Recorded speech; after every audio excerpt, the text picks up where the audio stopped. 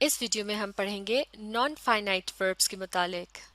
اس سے پہلے ہم نے ایک ویڈیو میں فائنائٹ وربس کے متعلق پڑھا تھا اور ان کے متعلق ہم نے یہ جانا تھا کہ یہ جملے کے مین یا اہم ورب کہلائے جاتے ہیں اور ان کا سبجیکٹ کے ساتھ بہت گہرا تعلق ہوتا ہے یا خاص تعلق ہوتا ہے۔ اس کے علاوہ ان کی مدد سے ٹینس کا بھی پتہ چلتا ہے، یعنی کسی بھی عمل کو کس زمانے میں کیا گیا، پاسٹ، پریزنٹ یا فیوچر، یعنی ماضی، حال یا مستقبل۔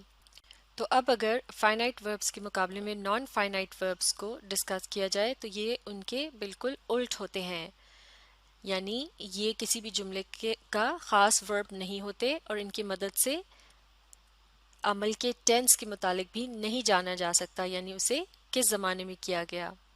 تو نان فائنائٹ وربس کا سبجیکٹ سے کوئی خاص گہرا تعلق نہیں ہوتا، بلکہ نان فائنائٹ وربس کو جملوں کے اندر ورب کے بجائے زیادہ تر ناؤن، ایڈجیکٹو یا پھر ایڈورب کے طور پر استعمال کیا جاتا ہے۔ ناؤن ہوتا ہے کسی جگہ، شخص یا چیز کا نام، جبکہ ایڈجیکٹو ایک ایسا لفظ ہوتا ہے جو ناؤن کے متعلق کچھ نہ کچھ بتاتا ہے یا انفارمیشن دیتا ہے، اور ایڈورب جو ہوتا ہے یہ ورب یعنی ایکشن ورڈ کے متعلق کچھ نہ کچھ بتاتا ہے۔ نان فائنائٹ وربس کو وربلز بھی کہا جاتا ہے۔ اس کے علاوہ نان فائنائٹ وربس کو تین مختلف اقسام میں بانٹا گیا ہے۔ پہلی ہے جیرنڈ، اس کے بعد انفینیٹیو اور پھر پریزنٹ یا پاسٹ پارٹیسپل۔ تو سب سے پہلے دیکھتے ہیں نان فائنائٹ ورب کی ایک ایگزامپل، اور اس جملے میں نان فائنائٹ ورب کو ایک جیرنڈ کے طور پر استعمال کیا جا رہا ہے۔ یہ جملہ ہے ہی loves camping in the woods۔ جب سحر و تفریح کی غرض سے جنگلوں وغیرہ میں جا کر خیمے میں رہا جاتا ہے تو اسے کیمپنگ کہتے ہیں۔ تو اس جملے کا مطلب ہے کہ اسے جنگل میں کیمپنگ کرنا بہت پسند ہے۔ تو اس جملے کا سبجیکٹ ہے لفظ ہی، کیونکہ اس کے متعلق کچھ بتایا جا رہا ہے، اور لفظ یعنی کہ اسے پسند ہے، یہ ہے ورب یعنی ایکشن ورڈ، اور اس کے بعد آنے والا لفظ ہے کیمپنگ۔ ہی لوز کیمپنگ سے پتہ چلتا ہے کہ کیمپنگ وہ چیز ہے جسے ہی لو کرتا ہے۔ اس کا مطلب یہ ہوا کہ کیمپنگ کا لفظ اس جملے کا آبجیکٹ ہے، اور چونکہ ہمیشہ ناؤنز کو آبجیکٹ کے طور پر استعمال کیا جاتا ہے، لہٰذا لفظ کیمپنگ جو ہے، جو کہ بظاہر ایک عمل کا نام ہے، اسے یہاں اس جملے کے اندر ایک ورب کے بجائے استعمال کیا گیا ہے ایک ناؤن کے طور پر۔ تو جب ایک ورب کو جملے کے اندر ناؤن کے طور پر استعمال کیا جاتا ہے تو وہ کہلایا جاتا ہے جیرنڈ۔ جیرنڈ کے آخر میں لیٹرز آئی این جی آتے ہیں، اور چونکہ یہاں اس جملے کے اندر لفظ کیمپنگ کو ورب کے بجائے ایک ناؤن کے طور پر استعمال کیا گیا ہے، اس کا مطلب یہ ہوا کہ اس کی مدد سے کسی عمل کے متعلق نہیں بتایا جا رہا، بلکہ چونکہ یہ اس جملے کا آبجیکٹ ہے تو یہ وہ چیز ہے جس پر عمل کیا گیا ہے، یا پھر یہ وہ چیز ہے جو عمل میں استعمال ہوئی ہے، اور عمل ہے لفظ یعنی محبت کرتا ہے یا اسے پسند ہے۔ تو اس طرح سے لفظ کیمپنگ جو ہے یہ ہے ایک نان فائنائٹ ورب۔ اب دیکھتے ہیں ایک اور ایگزامپل۔ اس جملے کے اندر نان فائنائٹ ورب کا استعمال کیا گیا ہے، اور نان فائنائٹ ورب کی یہ قسم کہلاتی ہے انفینیٹیو۔ یہ جملہ ہے I need to go to sleep، یعنی مجھے ضرورت ہے سونے کی۔ تو اس جملے میں آئی ہے سبجیکٹ، نیڈ ہے مین ورب، نیڈ یعنی ضرورت ہے، اور یہاں لفظ سلیپ جو ہے یہ انفینیٹیو کے طور پر استعمال ہوا ہے۔ انفینیٹیو تب بنتا ہے جب کسی ورب کے سے پہلے لفظ ٹو لگا دیا جاتا ہے۔ تو اس جملے میں بھی ٹو سلیپ کے جو الفاظ ہیں یہ مین ورب نہیں ہیں، تو اس طرح سے یہ بھی نان فائنائٹ ورب کی ایک قسم ہے۔ اب ان دو ایگزامپلس کو دیکھتے ہیں۔ ان میں نان فائنائٹ ورب کی جس قسم کو استعمال کیا گیا ہے اس کا نام ہے پارٹیسپل۔ پارٹیسپل دو طرح کے ہوتے ہیں، پریزنٹ یا پاسٹ۔ پہلے جملے میں استعمال کیا گیا ہے پریزنٹ پارٹیسپل کا۔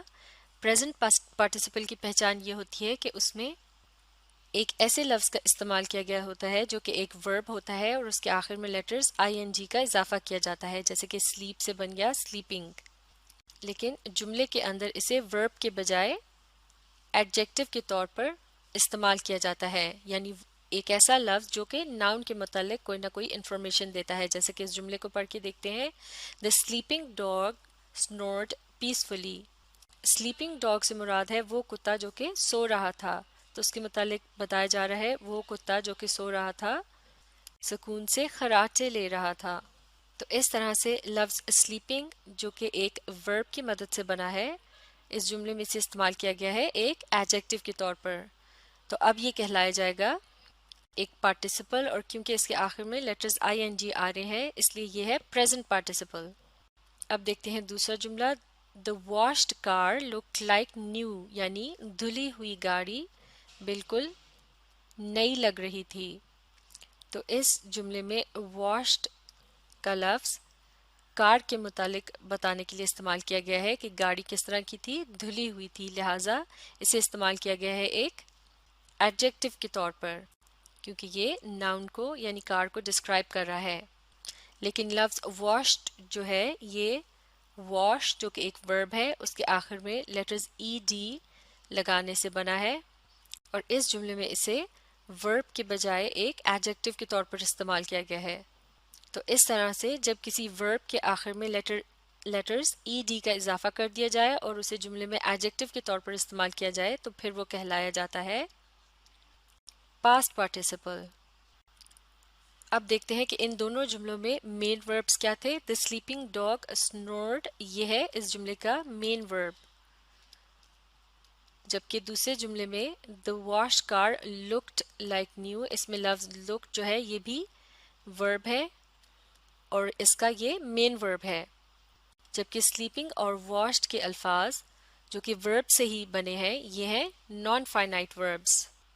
پہلے جملے میں لفظ sleeping نان فائنائٹ ورب کی جو قسم ہے اس کا نام ہے پریزنٹ پارٹیسپل، جبکہ دوسرے جملے میں لفظ washed نان فائنائٹ ورب کی ایک قسم ہے جس کا نام ہے past participle.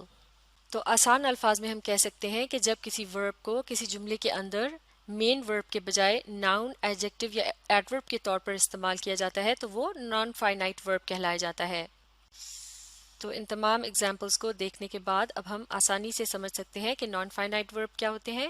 These verbs cannot be the main verb of a clause or sentence، یعنی یہ ایک جملے یا clause کے اندر مین ورب نہیں ہوتے۔ They do not talk about the action، کیونکہ یہ کسی عمل کے متعلق نہیں بتاتے۔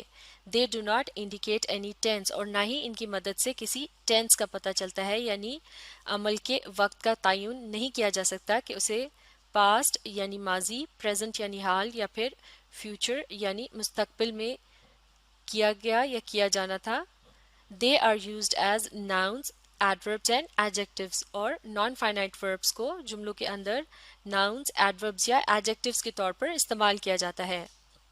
تو یہ تھی نان فائنائٹ verbs کی پہچان۔ اسے اچھی طرح سے سیکھنے کے لیے آپ اس ویڈیو کو ریپلے کیجئے اور اس کے ساتھ ساتھ پڑھنے اور سمجھنے کی کوشش جاری رکھیے۔ اس کے علاوہ آپ اخباروں یا پھر کتابوں کی مدد سے نان فائنائٹ verbs کو تلاش کر کے انہیں لکھنے کی مشق بھی کیجیے۔